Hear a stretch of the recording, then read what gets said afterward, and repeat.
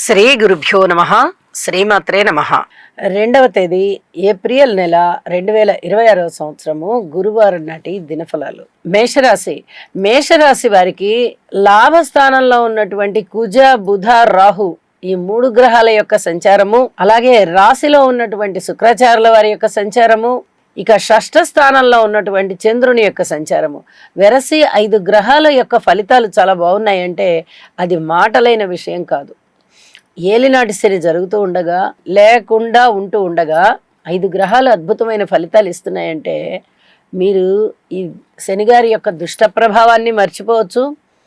అలాగే గురువుగారి యొక్క సంచారము మీకు కొంత ఇబ్బంది పెట్టే విధంగానే ఉంది. అవమానాలు, అపనిందలు, సరైన నిర్ణయాలు తీసుకోకపోవడము, అలాగే మాతృవర్గ రీత్యా ఉండేటటువంటి ఇబ్బందులు, ఏదైనా స్థిరచర ఆస్తుల వృద్ధి జరగడానికి ధనం ఎక్కువగా ఖర్చు అవుతూ ఉండడము, ఇలాంటివి ఏవైనా సరే ఆటంకాలు ఉంటూ ఉండడానికి అవకాశం ఉన్నాయి.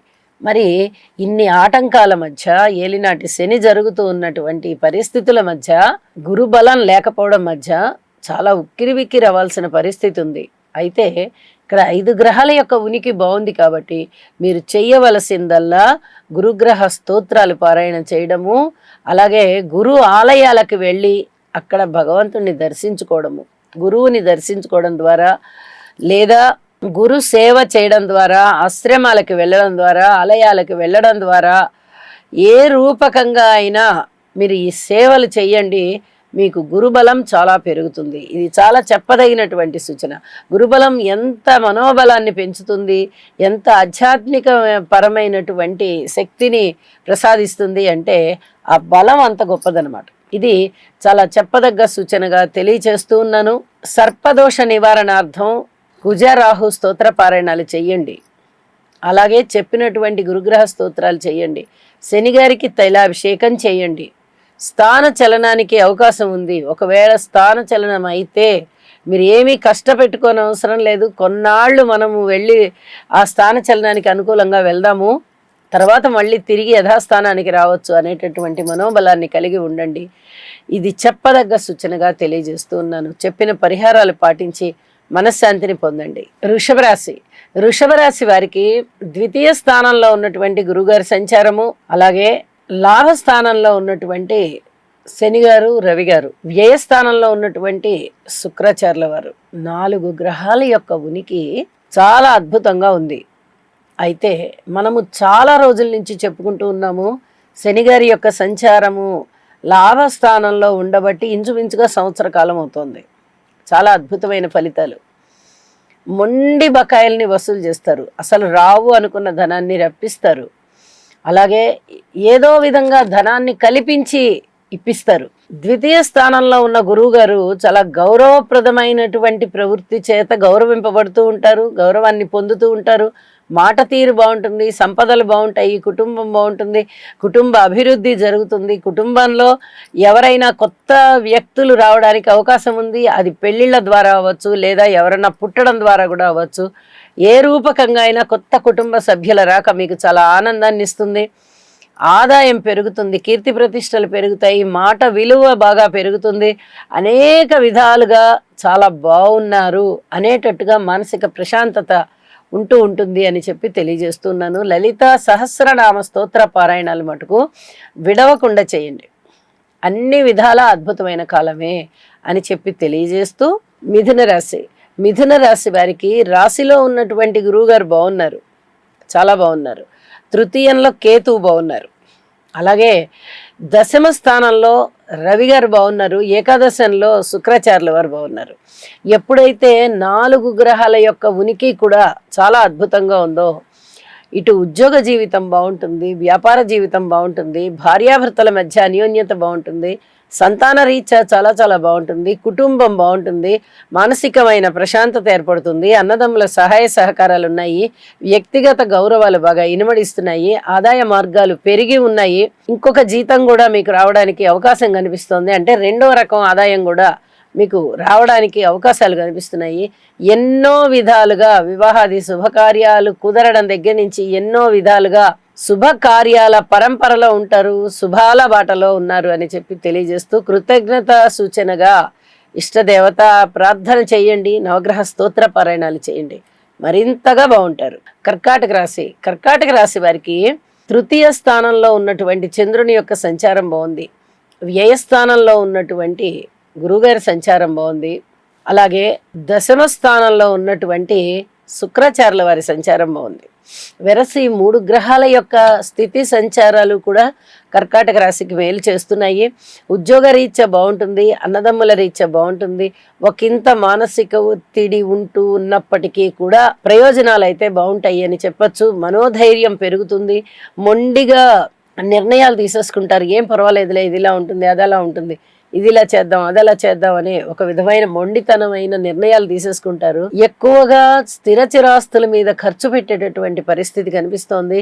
ఈ ఖర్చుకి సంబంధించి కొన్ని రకాల జాగ్రత్తలు తీసుకోండి. వీలైనంత వరకు పొదుపు పాటించడానికే ప్రయత్నం చేయండి. శుభకార్యాల మీద ఎక్కువగా ధనము ఖర్చు పెడతారు, కాలాన్ని వెచ్చిస్తారు. ఇది కూడా చెప్పదగినటువంటి సూచనే అని చెప్పి తెలియజేస్తూ ఉన్నాను.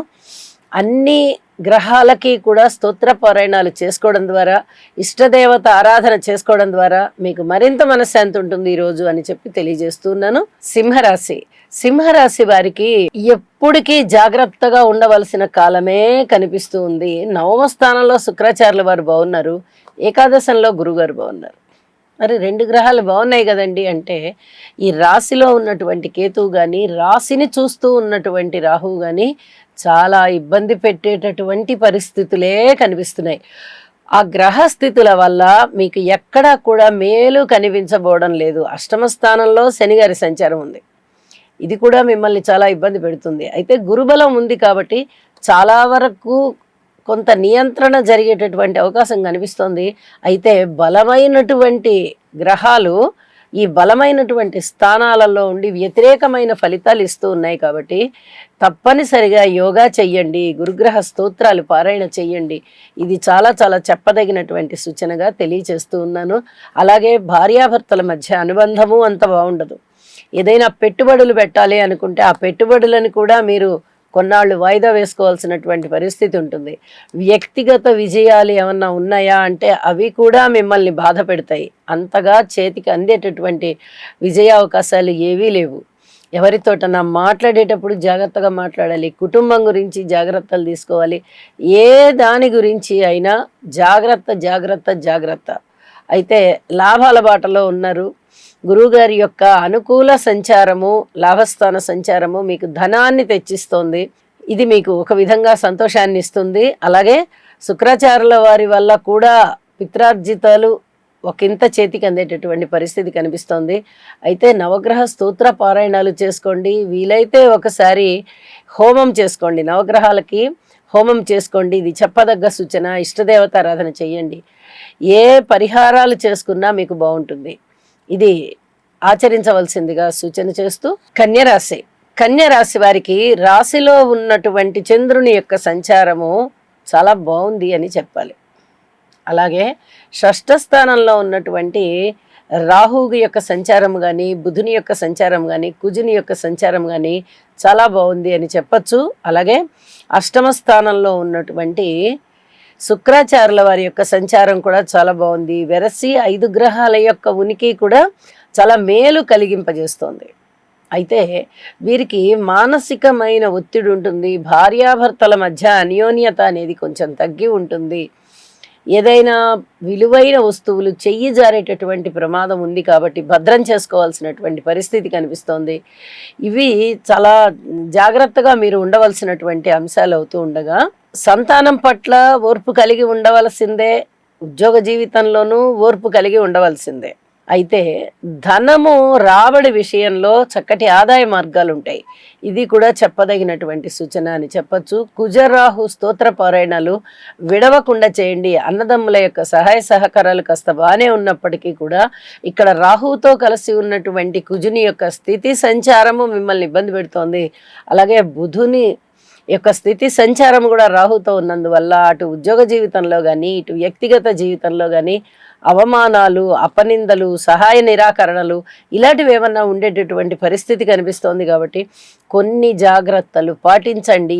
ఇది చాలా చాలా చెప్పదగినటువంటి సూచనగా తెలియచేస్తూ ఉన్నాను. వీలైతే ఒక్కసారి నవగ్రహ హోమం చేసుకోండి, లేదా నవధాన్యాలు కొంచెం కొంచెం పరిమాణంలో తీసుకుని దానం ఇవ్వండి. ఇది తప్పనిసరిగా ఈ పరిహారాలు పాటించండి అని చెప్పి తెలియజేస్తూ ఉన్నాను. తులారాశి. తులారాశి వారికి షష్ఠ స్థానంలో శని గారు బాగున్నారు, రవి గారు బాగున్నారు. నవమ స్థానంలో గురువు గారు బాగున్నారు. ఏకాదశంలో కేతు బాగున్నారు. వెరసి 4 గ్రహాల యొక్క ఉనికి చాలా బాగుంది అని చెప్పాలి. వీరికి చాలా రోజుల నుంచి మనం చెప్పుకుంటూ వస్తున్నాము అద్భుతమైన గ్రహస్థితులు ఉన్నాయి అని. మరి గురువు గారు కానీ శని గారు కానీ ఇంత అద్భుతమైన స్థితుల్లో ఉన్నప్పుడు, సంచరిస్తూ ఉన్నప్పుడు చాలా చాలా మంచి ఫలితాలు ఉండడానికి అవకాశం ఉంది. కాబట్టి ప్రతిరోజు కూడా నిత్య కళ్యాణం పచ్చతోరణంలాగా మీ జీవితం ఉంటూ ఉంటుంది.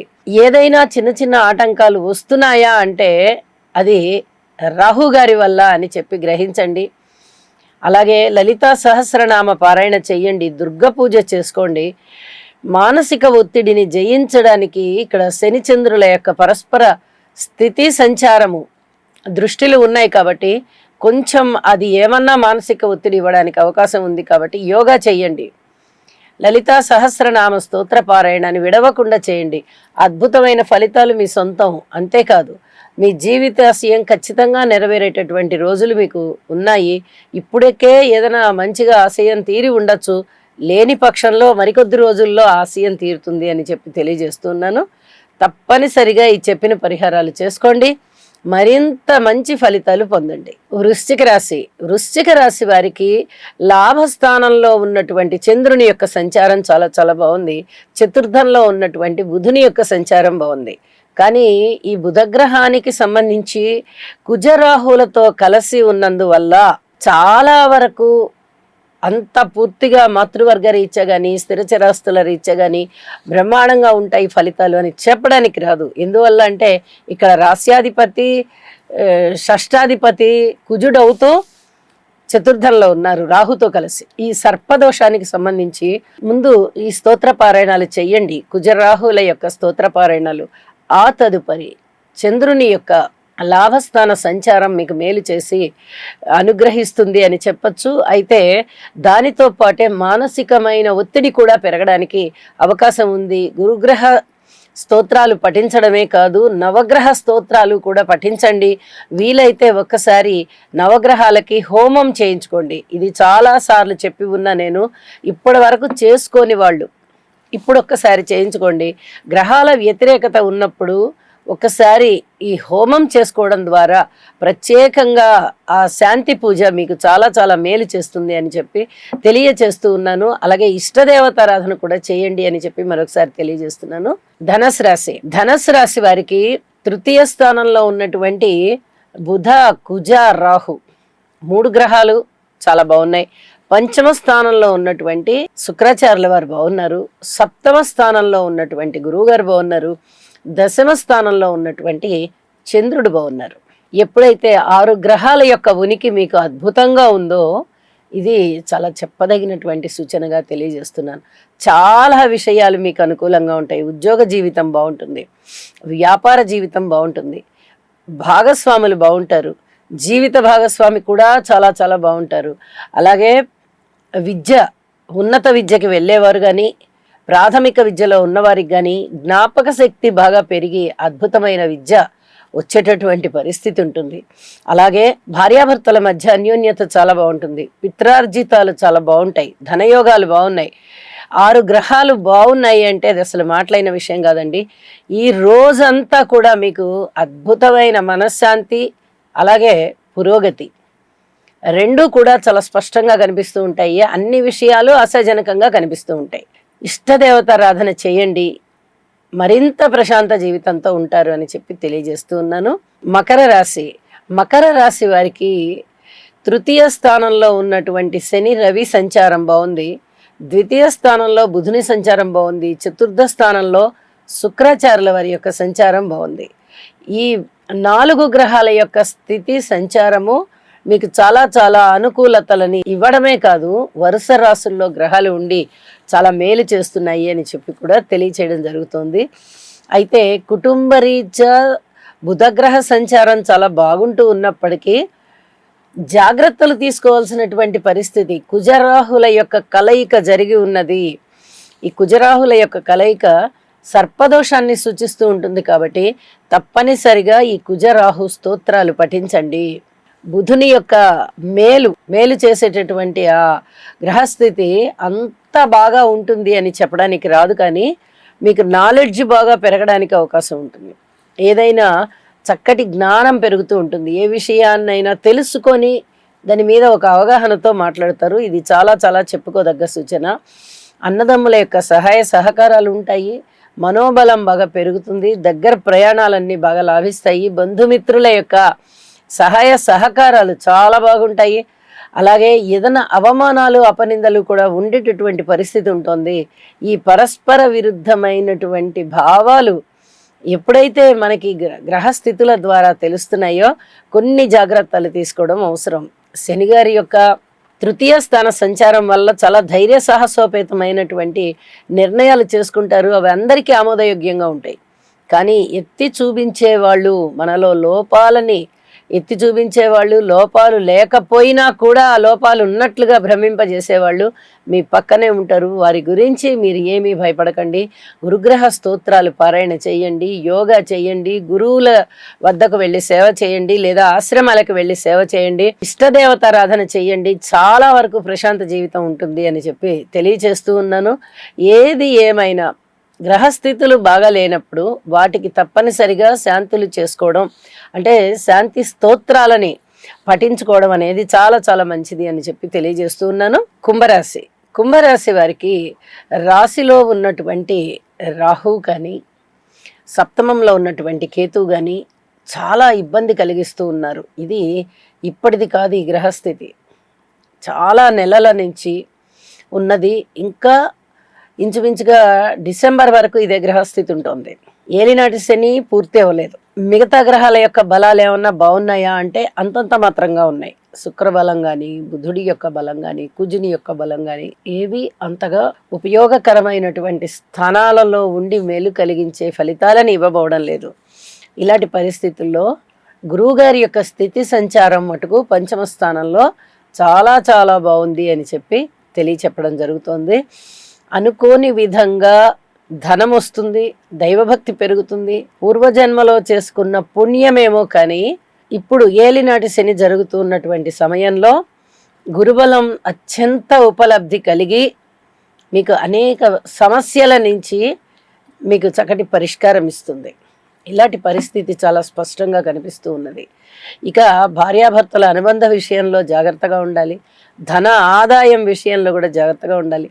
కుటుంబ జీవితంలోనూ, అన్నదమ్ముల సహాయ సహకార విషయంలోనూ, మాతృవర్గ రీత్యా కానీ అసలు ఏ రూపకంగా తీసుకున్నా జాగ్రత్తలు పాటించుకుంటూ వెళ్ళాలి. దుర్గా పూజ చేయండి, అలాగే గణేశ పూజ చేయండి. శివుని యొక్క కుటుంబ చిత్రపటాన్ని పూజా మందిరంలో పెట్టుకొని పూజించండి. అనేక విధాలుగా మనశ్శాంతి పెరుగుతుంది అని చెప్పి తెలియజేస్తూ ఉన్నాను. మీనరాశి వారికి చంద్రుడు కన్యా రాశిలో ఉంటూ ఉన్నారు. ఇది చాలా మంచి ఫలితాన్ని ఇస్తూ ఉండగా షష్ఠ స్థానంలో కేతువు గారి సంచారము, ద్వితీయ స్థానంలో శుక్రాచార్యుల వారి సంచారము, సప్తమంలో చంద్రుడు, ఈ 3 గ్రహాల అనుకూలత చాలా చాలా బాగుంది అని చెప్పి తెలియచెప్పడం జరుగుతోంది. అలాగే ధనము అనుకూలంగా ఉంటుంది. అలాగే మాట తీరు బాగుంటుంది. అన్నదమ్ముల యొక్క సహాయ సహకారాలు బాగుంటాయి. దూర ప్రాంత ప్రయాణాలు బాగుంటాయి. పబ్లిక్ రిలేషన్స్ విషయంలో పూర్వం కన్నా ఇప్పుడు అధిక గౌరవం లభించే విధంగా ఉంటుంది. ఏదైనా భార్యాభర్తల మధ్య కొంచెం అనుకూలత ఎక్కువగా ఏర్పడేటటువంటి పరిస్థితి కనిపిస్తోంది. అలాగే చాలా వరకు వివాహాది శుభకార్యాలు దగ్గరకు వస్తాయి. ఇవన్నీ కూడా చెప్పదగినటువంటి అంశాలుగా తెలియచేస్తూ ఉన్నాను. అన్ని విధాలుగాను బాగుండడానికి ఒక పక్కన ఏలినాటి శని జరుగుతూ ఉండగా ఇంకొక పక్కన గురుబలం అసలు ఏమాత్రం లేని కారణం చేత, రాహుగారి యొక్క స్థితి సంచారము కూడా వ్యయస్థానంలో ఉంటున్న కారణం చేత ఇక్కడ అంత చాలా బాగున్నాయి గ్రహస్థితులన్నీ అని చెప్పడానికి లేకుండా ఉంది. ఈ 3 గ్రహాల శుభ ఫలితాల వల్ల నామమాత్రపు ప్రయోజనాలైనా కలుగుతూ ఉన్నాయి. కాబట్టి మీనరాశి వారు పూర్వం కన్నా కొంచెం శుభ ఫలితాలని ఆశించవచ్చు. అలాగే ఇష్టదేవతారాధన చెయ్యండి. హనుమాన్ చాలీసా తప్పనిసరిగా పఠించండి. ఒకసారి శనిగారికి తైలాభిషేకం చేయించండి. చాలా వరకు మనశాంతి కలిగే విధంగా మీకు ఉంటుంది ఈ రోజంతా అని చెప్పి తెలియజేస్తూ ఉన్నానండి. శుభం. సర్వే జనా సుఖినో భవంతు.